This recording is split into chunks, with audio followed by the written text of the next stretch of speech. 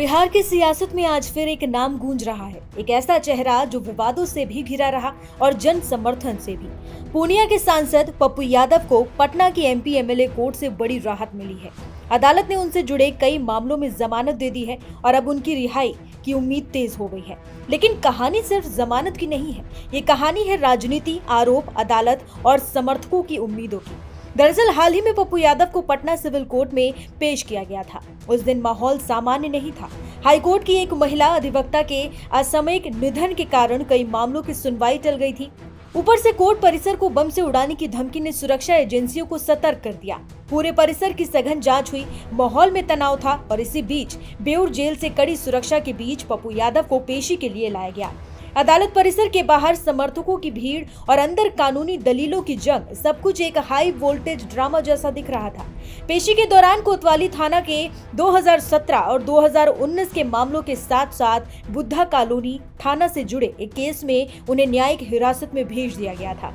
आरोप था कि गिरफ्तारी के दौरान उन्होंने सरकारी कार्य में बाधा डाली। विपक्ष से कानून का मामला बता रहा था, जबकि उनके समर्थक इसे राजनीतिक साजिश करार दे रहे थे। उनके अधिवक्ता शिवनंदन झा ने अदालत में जमानत याचिका दायर की और दलील दी कि पुराने मामलों को बेवजह तूल दिया जा रहा है। अब एमपी एमएलए कोर्ट के फैसले ने इस पूरी कहानी में नया मोड़ ला दिया है। अदालत ने उन्हें जमानत दे दी है, जिससे रिहाई का रास्ता लगभग साफ हो गया है। हालांकि 31 साल पुराने एक मामले में राहत मिलने के बावजूद बुद्धा कॉलोनी और कोतवाली थाना से जुड़े 2 मामलों में उनकी न्यायिक हिरासत फिलहाल जारी रहेगी। यानी कानूनी प्रक्रिया अभी पूरी तरह खत्म नहीं हुई है, लेकिन राहत की किरण जरूर दिखी है। सुनवाई के दौरान पुलिस ने बुद्धा कॉलोनी मामले में रिमांड की मांग की थी ताकि पूछताछ की जा सके, लेकिन कोर्ट ने ये मांग ठुकरा दी। ये फैसला पप्पू यादव के लिए बड़ी राहत माना जा रहा है। उनके वकील का कहना है कि पप्पू यादव को राजनीतिक कारणों से निशाना बनाया गया। वहीं दूसरी ओर विरोधी दलों का तर्क है कि कानून अपना काम कर रहा है। जैसे ही जमानत की खबर बाहर आई, समर्थकों में खुशी की लहर दौड़ गई। पटना से लेकर पूर्णिया तक उनके समर्थक इसे सच की बात बता रहे हैं। कई लोग मान रहे हैं कि जेल से बाहर आने के बाद पप्पू यादव फिर से पूरी ताकत के साथ राजनीतिक मैदान में उतरेंगे।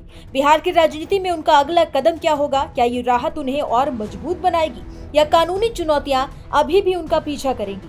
ये आने वाला वक्त ही तय करेगा। लेकिन एक बात साफ है कि पप्पू यादव का नाम एक बार फिर सुर्खियों में है। अदालत का फैसला आंशिक राहत जरूर है, मगर राजनीतिक संदेश बड़ा है। बिहार की राजनीति में हलचल तेज है और नजरें अब इस बात पर टिकी हैं कि जेल से बाहर आने के बाद उनका अगला बयान क्या होगा। सरकार में एकाध लोग हैं जो बदमाशी किए हैं और मैं लोकायुक्त को, हाई कोर्ट चीफ जस्टिस को, यूएन को, स्पीकर महोदय को, मैं यहाँ के एसएसपी जिस पर मैं पहले भी प्रिविलेज किया था, इनकी करतूत को मैं जानता हूँ। पहले भी इन्होंने लॉरियंस के मामले में मुझे अपमानित करवाने की कोशिश की थी। मैं किसी इंस्पेक्टर और थाना का दोष नहीं दूंगा। इसमें सीनियर एसपी दीपक कुमार और भानु प्रताप सिंह और दो बड़े, एक दिल्ली के नेता और एक बिहार के नेता, 2 नेता और एक पूर्णिया के नेता, 3 आदमी की बड़ी साजिश थी। बहुत ज्यादा गहरी साजिश थी। मैं आपको वादा करता हूं, अभी मैं जा रहा हूं जहां कल बेटी की हत्या की गई है, वहीं जा रहा हूं। मैं 3 बात आपसे कहना चाहूंगा।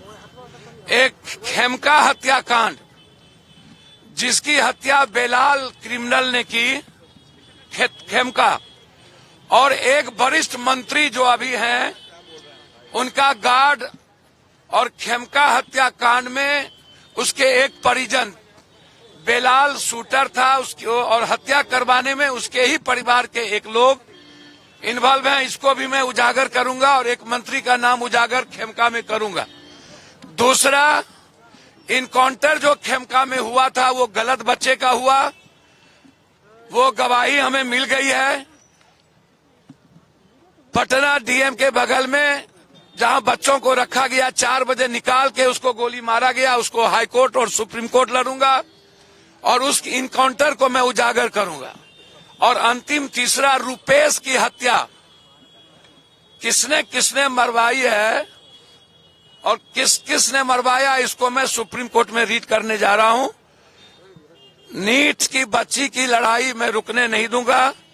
जिन लोगों ने राहुल जी, प्रियंका जी या सभी देश के मांझी जी, हमारे चंद्रशेखर रावण जी से लेकर सैनी जी, जिन पार्टी के नेताओं ने और साथियों ने और वरिष्ठतम कांग्रेस साथी माले, राजद, सभी दिग्विजय सिंह साहब हमारे नेता, सभी लोगों ने, संजय सिंह जी आम आदमी पार्टी, सभी लोगों ने, मनोज झा जी, आनंद मोहन जी, रणवीर, सभी लोगों ने जो तेज प्रताप जी हमें सपोर्ट किया, ओवैसी साहब ने हमें सपोर्ट किया, अख्तरुल इमाम जी ने जिस तरीके से परिवार का दृष्टि दिखाया, मैं दिल की गहराइयों से उनके साथ साथ सभी सोशल मीडिया और चैनल को और अखबार वाले को मैं हृदय से मैं आपका ऋणी हूं कि यदि आज मैं जीता हूं तो ये न्याय की जीत है। मैं धन्यवाद देना चाहूंगा अपने न्यायालय को, जिन्होंने दूध का दूध, पानी का पानी किया, और इसमें सबसे ज्यादा भूमिका बिहार के तमाम जनता, जो मेरे लिए भगवान है, दो भगवान है, एक न्यायालय, एक जनता, और उसमें सबसे ज्यादा भूमिका मीडिया की है। और मैं मीडिया को आभार प्रकट करता हूं, दिल से मैं धन्यवाद देता हूं। गलत तरीके से मेरे साथ कोशिश की गई और मुझे मरवाने की कोशिश की गई। अस्पताल के जो सुपरिटेंडेंट है, मैं उसका कॉल डिटेल निकलवाऊंगा, उन्होंने भी मरवाने की कोशिश की गई। पटना के डीसीएलआर ने साजिश रची थी और उस दिन भी दो बार हमको अपमानित किया गया सीनियर एसपी के द्वारा, पहला दिन भी और सेकेंड दिन भी।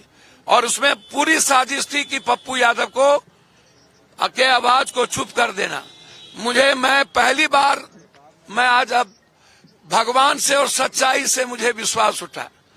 सच बोलना इतना तकलीफ दे होगा, भगवान न करे किसी को अस्पताल और जेल और थाना का चक्कर लगे। सच बोलना इतना तकलीफ दे होगा, मुझे लगता है कि हमें विचार करना पड़ेगा कि क्या इतना सच बोलना चाहिए कि नहीं, और भगवान पर ब्लाइंड फेथ करना चाहिए कि नहीं।